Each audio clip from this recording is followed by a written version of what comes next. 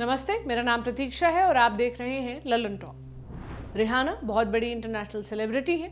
बीते 2 दिनों से उनकी चर्चा भारत में खूब हो रही है। वजह है उनके द्वारा किसान आंदोलन को दिया गया समर्थन। रिहाना ने 2 फरवरी की रात को एक खबर शेयर की थी। इस खबर के जरिए उन्होंने किसान आंदोलन के दौरान इंटरनेट बैन पर सवाल उठाए। उन्होंने पूछा कि आखिर हम इस पर बात क्यों नहीं कर रहे। उनका इतना कहना था कि भारत देश की परंपरा के अनुरूप चलते हुए ट्रोल आर्मी उनके पीछे पड़ गई। हम इस ट्रोलिंग में नहीं जाएंगे। उम्मीद है आपने इसके बारे में देख पढ़ सुन रखा होगा, लेकिन हम दूसरी तरह की ट्रोलिंग की बात जरूर करेंगे। वो ट्रोलिंग जिसमें लोग इंसान होने का तकाजा भूल गए। वो ट्रोलिंग जिसमें रिहाना के खिलाफ घरेलू हिंसा को जायज ठहराया गया। ये घरेलू हिंसा उनके बॉयफ्रेंड क्रिस ब्राउन ने की थी। बात 2009 की है। रिहाना तब 20 बरस की थी और क्रिस 19 साल के। दोनों रिलेशनशिप में थे।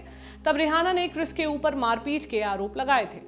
द गार्डियन की रिपोर्ट के मुताबिक रिहाना ने तब एक इंटरव्यू में बताया था कि क्रिस ने उन्हें डराने के लिए जान से मारने की धमकी दी थी। यह भी बताया था कि तब वो केवल ये सोचती रहती थी कि ये सब कब खत्म होगा। रिहाना के आरोपों पर क्रिस को गिरफ्तार किया गया था। उन्हें 5 साल की कैद की सजा भी मिली थी।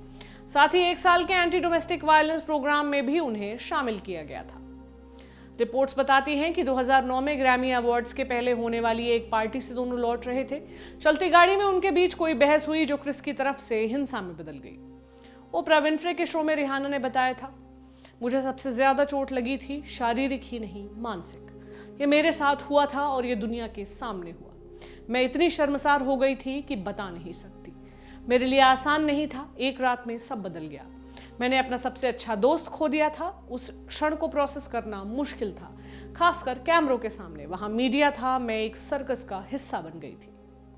मैं बेशक बहुत गुस्से में थी, लेकिन मुझे उस क्षण भी उसकी चिंता थी कि कैमरे पर लोग उसके यानी बॉयफ्रेंड के बुरे रूप को देखेंगे, उसे मॉन्स्टर बना देंगे। ये नहीं समझेंगे कि उसके इस तरह के बर्ताव का सोर्स क्या है। साल 2017 में एक फिल्म डॉक्यूमेंट्री आई थी, Chris Brown Welcome to My Life नाम से। इसमें क्रिस ने कहा था कि वो मॉन्स्टर जैसा महसूस करते थे। क्रिस ब्राउन ने बताया था, मैंने उसे जोर से मुक्का मारा, इससे उसका होंठ फट गया। ऐसा करने के बाद मैं शॉक में चला गया। मैंने खुद से सवाल किया कि आखिर मैंने ऐसा क्यों किया। घरेलू हिंसा के प्रति इनसेंसिटिव ट्रोल्स इस घटना को बीच में लेकर आ गए। क्रिस ब्राउन का पक्ष लेने लगे।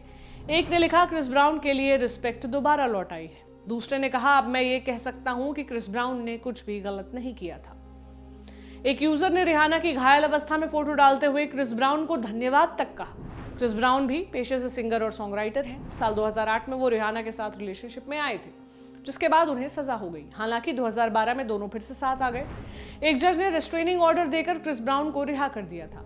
वहीं ओपरा विन्फ्रे को दिए गए एक इंटरव्यू में रिहाना ने कहा कि वो क्रिस ब्राउन को माफ कर चुकी हैं। इस इंटरव्यू में रिहाना ने कहा, क्रिस मेरा पहला प्यार है।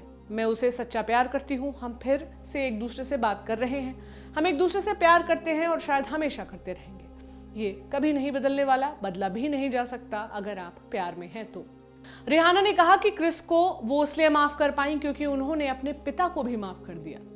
रिहाना ने बताया कि वो ऐसा इसलिए कर पाई क्योंकि वो क्रिस की चिंता करती हैं। हालांकि साल 2013 में दोनों फिर से अलग हो गए थे। बात पिता की उठी है तो आपको रिहाना के बचपन के बारे में भी बता देते हैं। गोल्डकास्ट की एक रिपोर्ट के मुताबिक रिहाना 2 छोटे भाइयों के साथ बड़ी हुई। पिता शराबी थे, साथ ही ड्रग एडिक्ट भी थे।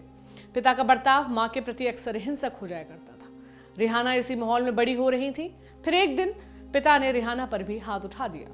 रिहाना के पेरेंट्स का डिवोर्स हो गया, जिसके बाद घर की आर्थिक स्थिति बेहद खराब हो गई। ऐसे में रिहाना कम उम्र में ही छोटी नौकरियां करने लगी।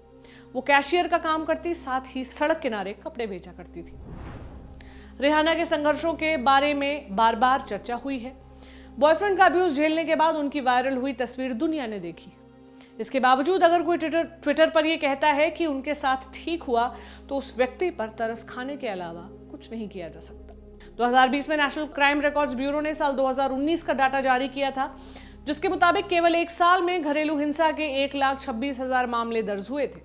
ये सिर्फ वो मामले हैं जो दर्ज हुए थे। याद रखें, डर और शर्मिंदगी के चलते अक्सर महिलाएं घरेलू हिंसा के मामले रिपोर्ट नहीं करती हैं। नेशनल फैमिली हेल्थ सर्वे के मुताबिक ऐसा अनुमान है कि देश की 1/4 औरतें घरेलू हिंसा का शिकार हैं। ये आंकड़े इतने हाई क्यों हैं? रिहाना के पोस्ट पर ट्रोल्स को देखकर पता चलता है। आपकी क्या राय है हमें कमेंट सेक्शन में जरूर बताएं। ये जानकारी आपके लिए लाए थे यमन। मेरा नाम प्रतीक्षा है। शुक्रिया।